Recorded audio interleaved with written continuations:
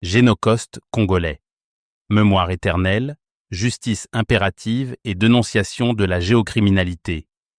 Chers compatriotes, amis de la vérité et de la justice, en debout du mois d'août pendant lequel nous commémorons le Génocauste, ce génocide perpétré pour des gains économiques, nos pensées se tournent vers toutes les victimes directes et indirectes des crimes innombrables commis depuis des décennies en République démocratique du Congo au nom d'intérêts économiques et géostratégiques. Ces atrocités, qui défient l'imagination et devraient heurter profondément la conscience humaine, se poursuivent depuis le milieu des années 1990 dans un climat d'impunité prévalant et une indifférence troublante de la communauté internationale. Aujourd'hui, nous commémorons solennellement ce drame, un holocauste lent orchestré par une géocriminalité violente.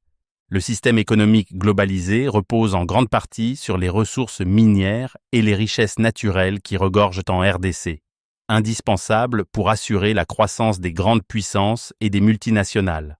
Allons-nous accepter que les générations futures soient assujetties et anéanties pour que le monde économiquement développé avance à bas prix vers une transition énergétique dite verte, mais qui pour nous a été en vérité rouge du sang des femmes et des enfants congolais? Jusqu'à présent? Depuis le 2 août 1998, quand le Rwanda et ses supplétifs du Rassemblement congolais pour la démocratie ont envahi notre territoire, déclenchant le conflit armé le plus meurtrier depuis la Seconde Guerre mondiale, plus de 6 millions de vies ont été arrachées. Des groupes armés pillent nos sols, exploitent nos enfants dans des mines infernales et sèment la terreur pour maintenir leur emprise. Derrière eux, les yeux du monde se ferment sur cette chaîne d'approvisionnement macabre de matières premières. Nous saluons le fait que, en décembre 2022, le législateur congolais ait reconnu le 2 août comme journée commémorative du génocide congolais. Pourtant, contrairement à d'autres nations qui commémorent une fois les armes tues, la RDC n'est pas encore et complètement dans ce cas. Certes, un cessez-le-feu a été imposé par les mécanismes de paix de Washington et de Doha, mais les atteintes à notre souveraineté et à notre intégrité territoriale ne sont pas encore oubliées. Nous comptons beaucoup sur la volonté politique forte et les actions concrètes qui découleront des accords de Washington et Doha. Fin immédiate du pillage de nos matières premières, bonne gestion des minerais axés sur la durabilité et le bien-être de la population, réforme en profondeur de nos services de défense, de sécurité et de renseignement, renforcement de l'état de droit et le rétablissement de l'autorité de l'État sur les territoires occupés.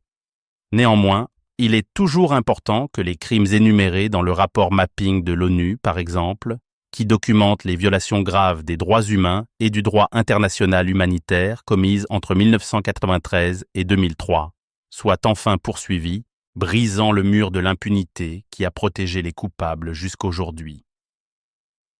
Les Congolaises et Congolais ont droit à la justice. Au minimum, une forme de justice transitionnelle doit être mise en place pour guérir le peuple congolais de ses blessures encore ouvertes, panser les plaies collectives et reconstruire une société fondée sur la vérité et la réconciliation. Comme tous les peuples, la nation congolaise a le droit de disposer de ses ressources naturelles et de vivre en paix. Le droit et la justice internationale doivent s'appliquer partout de la même manière, à toutes les échelles de responsabilité, nationale, régionale et internationale. Ce n'est que dans ces conditions que les pays de la région des Grands Lacs pourront se réconcilier et cohabiter pacifiquement, que la RDC pourra honorer dignement ses morts, panser ses plaies et construire une nation débarrassée de l'exploitation, de la souffrance, de l'humiliation et de l'injustice. Eugène Diomi Ndongala, Démocratie chrétienne.